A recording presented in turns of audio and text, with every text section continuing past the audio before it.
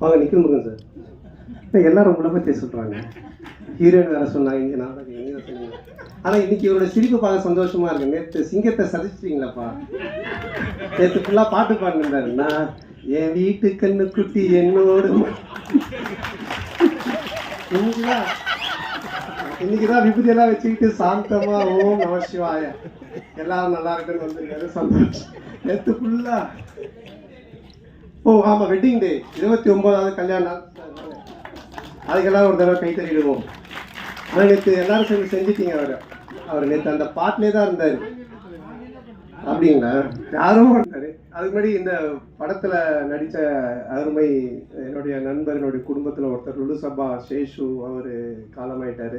So அவருக்காக ஒரு நிமிஷம் மட்டும் ஒரு மௌனம் அஞ்சலி சொல்லிட்டு, இந்த படத்துடைய டைட்டில் வச்சு பார்த்தீங்கன்னா ஒரு என்ன சொல்கிறது, படையப்பா படத்தில் ஒரு டைலாக் வரும், மாப்பிள்ளை அவர் தான் ஆனால் அவர் போட்டிருக்க வேட்டி சட்டை எந்த அப்படின்வாங்க. அந்த மாதிரி இங்கே நான் தான் கிங்கு, படத்துடைய ஹீரோ நான் தான், ஆனால் டைட்டில் அவருக்கு தான் கரெக்டாக இருக்கும்.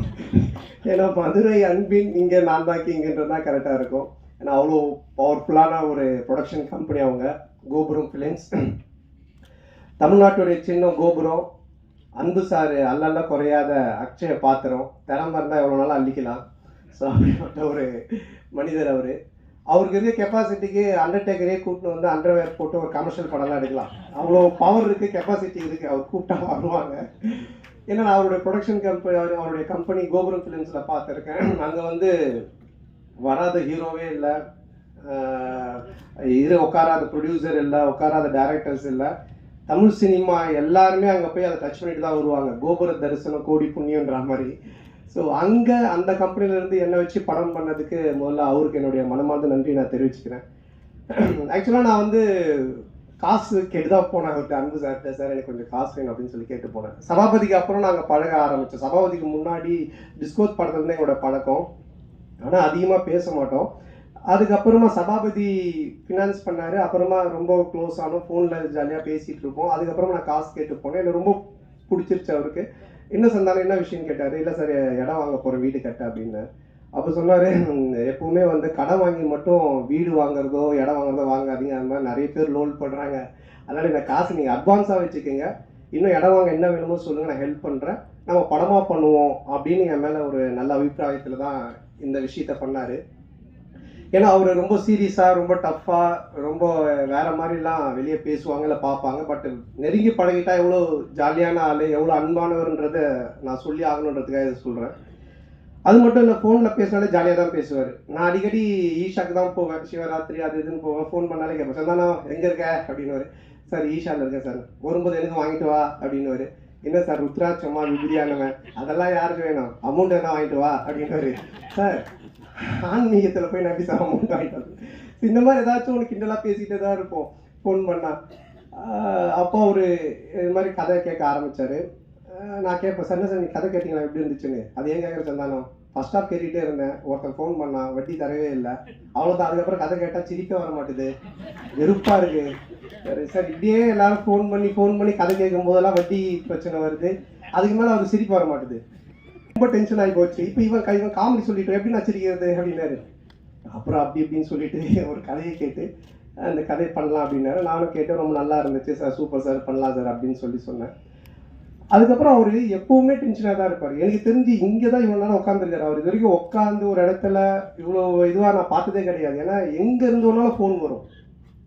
பெரிய படங்கள்லேருந்து சின்ன படங்கள்லேருந்து எல்லா இடத்துல இருந்தும் காசு கொடுக்கறது வாங்குறது அது இதுன்னு போயிட்டே இருக்கும். ரொம்ப டென்ஷனாக தான் இருப்பார். ஏன்னா இந்த ஃபினான்ஸ், இந்த வட்டி தொழில் அப்படின்றதே ஒரு பயங்கரமான ஒரு டென்ஷனான வேலை. ஆனால் ஒரு நாள் மட்டும் ரொம்ப ஜாலியாக இருந்தார், ரொம்ப சிரிச்சிட்டு சந்தோஷமாக இருந்தார். அப்போ நான் அவர்கிட்ட கேட்டேன், என்ன சார் எப்பவுமே டென்ஷனாகவே இருப்பீங்க, நீங்கள் ரொம்ப சந்தோஷமாக இருக்கிறீங்களே, மொத்த வட்டியும் வந்துருச்சா என்னன்னு கேட்டேன். இல்லை அப்படின்னு. என்ன சார் சந்தோஷம்னா, இது மாதிரி எனக்கு பேரன் பிறந்திருக்கான், என் பொண்ணுக்கு பையன் பிறந்திருக்கான் அப்படின்னாரு. பயங்கர ஹாப்பியாக இருந்தார். அப்போ எனக்கு ரொம்ப நாளாக ஒரு சந்தேகம் இருந்துச்சு. இது யார்கிட்ட கேட்கணும்னு நினச்சிட்டு இருந்தேன். சரி இவர்கிட்ட கேட்போன்னு கேட்டேன்.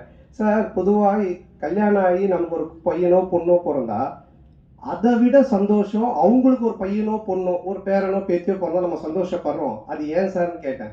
அப்போ அவர் ஆன்சர் ஒன்று சொன்னார். சந்தானம் எப்பவுமே அசலை விட வட்டியில தான் கிக் அதிகம் அப்படின்னு.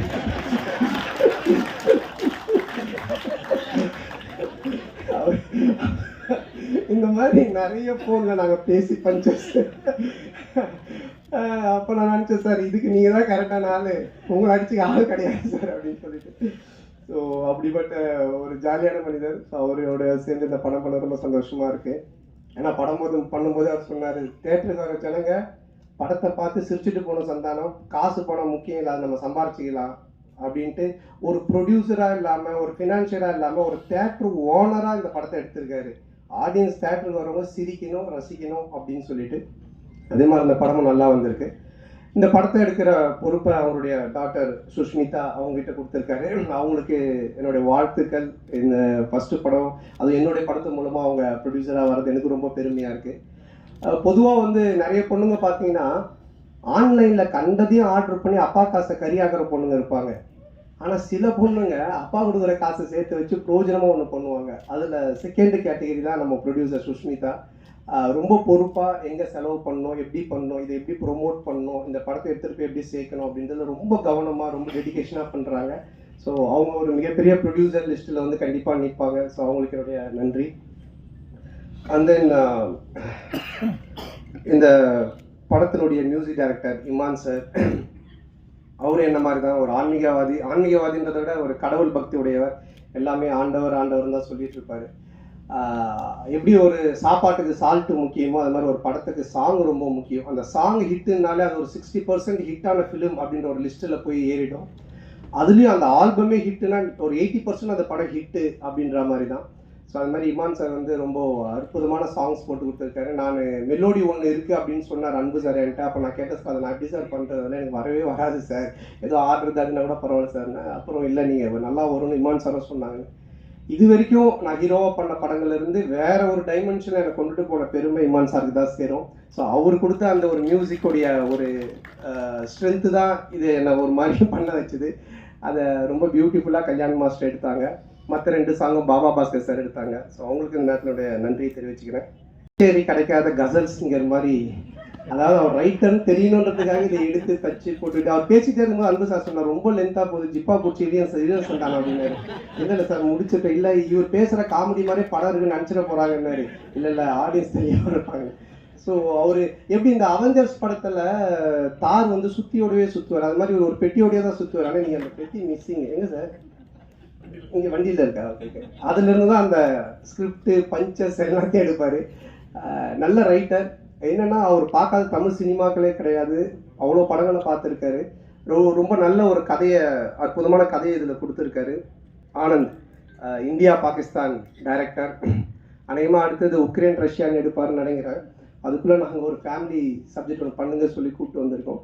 ரொம்ப நல்லா டைரக்ட் பண்ணியிருக்காரு. இந்தியா பாகிஸ்தானில் ஒரு ஃபேமிலி, ஒரு எமோஷன்ஸ், அதில் காமெடி இருக்கும். அதே மாதிரி இதுலேயும் எனக்கு ஒரு எமோஷனும் வச்சுருக்காரு, ஒரு ஃபேமிலி ட்ராமாவும் அழகாக செட் பண்ணியிருக்காரு. அப்புறம் டிஓபியோட பிரதர் ஓம், அண்ணனும் தம்பியும் சேர்ந்து அவ்வளோ அற்புதமாக சினிமா ஃபோட்டோகிராஃபி பண்ணியிருக்காங்க. ஸோ அவருக்கு என்னுடைய வாழ்த்துக்கள். அதுக்கப்புறம் ஆல் டெக்னீஷியன்ஸ், இதில் நடித்த இதில் பண்ண டான்ஸ் மாஸ்டர், ஃபைட் மாஸ்டர், எல்லா technicians, writers, lyric writers, editor எல்லாருக்குமே சேர்த்து மொத்தமாக என்னுடைய நன்றியை தெரிவிச்சுக்கிறேன். ஏன்னா ஆல்ரெடி ரொம்ப லென்த்தாக போயிட்டுருக்கு. அதுக்கப்புறம் இந்த படத்தினுடைய கேரக்டர் பண்ணியிருக்க தம்பி ராமையா சார். தம்பி ராமையா சார் மாதிரி ஒரு இன்டெலிஜென்ட்டான காமெடின்னு நீங்கள் பார்க்கவே முடியாது. நான் வந்து ஒரு குறிப்பிட்ட சில காமெடியன்ஸ் மட்டும்தான் சொல்லுவேன். ரொம்ப புக்ஸ் படிப்பாங்க, ரொம்ப இன்டெலிஜென்ட்டாக இருப்பாங்க, அவங்களுக்கு எல்லாமே தெரியும். ஆனால் படத்தில் அவங்க கோமாளித்தனமாக ஒன்று பண்ணுவாங்க. ஸோ அந்த மாதிரி தம்பி ராமையா சார் வெரி இன்டெலிஜென்ட். அவர் நிறைய படிச்சிருக்காரு, நிறைய விஷயங்கள் தெரியும்.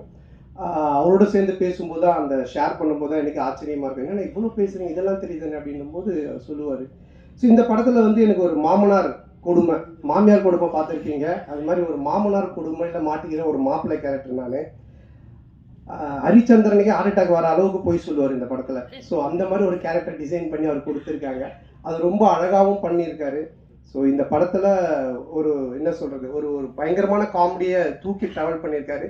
இனிமே இப்படிதானுக்கு அப்புறம் எனக்கே ஒரு இது இருந்துச்சு, எனக்கும் தம்பி சாருக்கும் ஒரு நல்ல காம்போ இல்லையே, இனிமே இப்படிதான் மாதிரி ஒன்று ஒர்க் பண்ணணுன்ட்டு. அது ஆனந்த் இந்த படத்தில் ரைட்டர் சேர்ந்து எனக்கு அழகாக செட் பண்ணி கொடுத்தாங்க. அது நல்லா காமெடியும் ஒர்க் ஆகிருக்கு. ஸோ அவருக்கும் என்னுடைய நன்றியை தெரிவிச்சுக்கிறேன். நம்ம சேலத்து பொண்ணு அவங்க ஃபஸ்ட்டு ஸ்டார்டிங்கில் எனக்கு தெரியாது, ஏதோ பாம்பேலேருந்து தான் கூப்பிட்டு வந்திருக்காங்க நினச்சேன். நான் சரியாக பேசினால இங்கிலீஷில் பேசிகிட்டு இருந்தேன். அப்புறம் தான் அவங்க சொன்னாங்க, சார் நான் சேலம் சார், நம்ம சேலத்து பொண்ணு சேர்ந்தாங்க. அவங்க ரொம்ப அற்புதமாக நடிச்சிருக்காங்க. ஸோ மாமனார் மச்சான், அப்புறம் ஒரு ஒரு அழகான, அதே டைமில் ஒரு குட்டி குட்டியான விஷயங்கள் பண்ணக்கூடிய ஒரு மனைவி கேரக்டரு. அதுக்கப்புறமா மேனேஜராக விவேக் பிரசன்னா பண்ணியிருக்காரு. ஸோ இவங்க எல்லாருமே அதில் இருக்காங்க. அதுக்கப்புறம் என்னோடய படம்னாலே ஒரு ஃபேமிலி காம்போ பேக்குன்னுவாங்க. இந்த பர்கர் பீஸாலாம் வாங்கினா கூல்ட்ரிங்க்ஸு, ஃப்ரெஞ்சு ஃப்ரைஸ் இதெல்லாம் தருவாங்க ஃப்ரீயாக. அந்த மாதிரி என்னுடைய படம் அப்படின்னு சொன்னாலே மாறன், சேசு, கூல் சுரேஷ், முனிஷ்காந்த் இப்படி எல்லாருமே இருப்பாங்க, ஆண்டனி, மனோபாலா எல்லாருமே. ஸோ அவங்க எல்லாருமே இதில் இருக்காங்க. அவங்களுக்கும் சரியான ஒரு கேரக்டர் எழுதி காமெடி பண்ணியிருக்காங்க. அப்புறம் கூல் சுரேஷ் யார் அவங்க தடுக்குது வளர்ச்சியை, அது யாருங்க நான் 2 பேர், அவனை விட்டுருங்க, நீங்கள் தடுக்க பாருங்க, சொந்தமாக கட்சியெல்லாம் ஆரம்பிச்சிட்டான். அவனை ஃப்ரீயாக விட்டாலே அப்படியே இருப்பான், நீங்கள் தடுக்க தான் அதை நான் பண்ணிட்டு இருப்பான். ஸோ அவன் என்னோடய படங்கள் எல்லாத்துலேயுமே இருப்பான், என்னோட நண்பன். ஸோ இதுலேயும் நல்லா பண்ணியிருக்கான். அதுக்கப்புறமா கட்ட குஸ்தி டைரக்டர் செல்லா, அவருக்கும் இந்த நேரத்தினுடைய மனமார்ந்த நன்றி. ஒரு ஹிட் படம் கொடுத்துட்டு, காமெடி ஜானர் படம் கொடுத்துட்டு, இதுலேயும் டிஸ்கஷனில் உட்காந்து நிறைய காமெடி சீன்ஸுக்கெலாம் ஒர்க் அவுட் பண்ணி கொடுத்தாரு. ஸோ அவருக்கு என்னோட மனமார்ந்த நன்றி. அப்புறம் அப்படின்றது நீங்கள் பார்த்தீங்கன்னா உலகத்திலே 2 பிரச்சனை உள்ள ஆளுங்க தான் இருக்காங்க. ஒன்று ஏன்டா கல்யாணம் பண்ணோம் அப்படின்னு வாழ்ற ஒரு குரூப்பு, எப்படா எங்களுக்கு கல்யாணம் ஆகும் அப்படின்னு வாழ்ற ஒரு குரூப்பு. இந்த 2 பேருடைய மனநிலையை பேஸாக வச்சு இதில் காமெடி பண்ணி தான் இந்த படமே எடுத்திருக்கோம். ஸோ இன்றைக்கி ரொம்ப கன்ஃபியூஷனாக தான் இருக்காங்க யங்ஸ்டர்ஸ் எல்லாருமே. அப்துல் கலாம் ஐயா சொன்னாங்க கனவு காணுங்க அப்படின்னு. ஆனால் இன்றைக்கி இருக்க பசங்க ட்ரீமை பற்றி எங்கே யோசிக்கிறாங்க? ட்ரீம் லெவனில் எந்த டீமுக்கு காசு கட்டினா காசு வருன்றதை பற்றி தான் அதிகமாக யோசிச்சுட்டு இருக்கானுங்க. ஸோ அதுக்கப்புறமா வாழ்க்கையோட ஸ்டேட்டஸை பற்றியே யோசிக்கிறதில்ல. வாட்ஸ்அப்பில் என்ன ஸ்டேட்டஸ் போட்டால் நம்ம கெத்தாக இருக்கும் தான் யோசிச்சுட்டு இருக்காங்க. ஸோ இப்படிப்பட்ட ஒரு மனநிலையில் இன்றைக்கி இருக்க ஒரு சுச்சுவேஷனில் இருக்கிற ஒரு 90s கிட்ஸ் ஆகட்டும், இல்லை 2K கிட்ஸ் ஆகட்டும், இவங்களோட லைஃப் ஸ்டைல் எப்படி இருக்கும் அப்படின்ற ஒரு பேஸ் தான் இந்த படத்தினுடைய கதையே. ஸோ இதை ஒரு ஃபேமிலி ட்ராமாவாக ரொம்ப அற்புதமாக பண்ணியிருக்கோம். நிச்சயமாக 2 hours நீங்கள் தேட்டரில் வந்து படம் பார்க்கும்போது போர் அடிக்காது. இப்படி ஒரு குடும்பமா அப்படின்னு நீங்கள் பார்த்து சிரிக்கிற மாதிரி தான் இந்த படம் இருக்கும். ஸோ இந்த படத்தை May 10th அன்னைக்கு தேட்டரில் வந்து ஃபேமிலியோடு பார்த்து ஜாலியாக என்ஜாய் பண்ணுங்கள். 2 hours டெஃபினட்டாக சிரித்து என்ஜாய் பண்ணுவீங்க, அதில் எந்த டவுட்டுமே இல்லை. ஹாரர் ட்ராமா பண்ணியிருக்கேன், Vadakkupatti Ramasamy social drama, first time family drama. ஒரு மேரேஜான ஒருத்தன், ஒரு மாமனார், மச்சான், ஒய்ஃபு, மேனேஜர், இந்த டார்ச்சரில் அவன் என்ன மாதிரிலாம் வாழ்கிறான் அப்படின்றது எனக்கே ஒரு புதுசான ஒரு விஷயந்தான். ஸோ லாஜிக்கை மறந்துட்டு மேஜிக் தான். வந்து 2 hours நல்லா சிரிக்கலாம், வந்து பார்த்துட்டு என்ஜாய் பண்ணுங்கள். அப்புறம் இந்த எல்லா படத்துக்கும் எனக்கு தொடர்ந்து சப்போர்ட் பண்ணிகிட்டு இருக்கிற பத்திரிகை ஊடக நண்பர்கள் மற்றும் என் உயிரினும் மேலான என் அன்பு சொந்தங்களாகிய ரசிகர் மன்றங்கள் வச்சிருக்க அனைவருக்கும், MKS குமரல் அவர்களுக்கும் இந்த நேரத்தோட மனமார்ந்த நன்றி. மற்றும் என்னுடைய டீம் முருகன், ஆனந்த், சேது, குணா, மாம்ஸ், விஜய், சுந்தர், ரமேஷ், ராஜ், பரத், கிஷோர், அப்புறம் என்னுடைய makeup artist Khushi and hair stylist Gagan and Mahesh, Ilango, Bharath, Ashok, Anand, வாசண்ணா எல்லாருக்கும் இந்த நேரத்தோட மனமார்ந்த நன்றி தெரிவிச்சுக்கிறேன். ரொம்ப நன்றி. தேங்க்யூ.